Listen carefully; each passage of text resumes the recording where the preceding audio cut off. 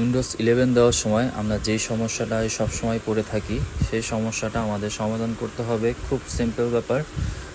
প্রথমে আপনারা shift F10 চাপ দিবেন, তারপরে এই অপশনটা আসে, এটা লিখবেন, এই কোডটা OB/bypass_nro। তারপর আপনি এই কোডটা বসানোর পরে ইন্টার প্রেস করবেন। ইন্টার প্রেস করে 2 সেকেন্ড ওয়েট করবেন, দেখবেন নেক্সট অপশনে চলে যাবে।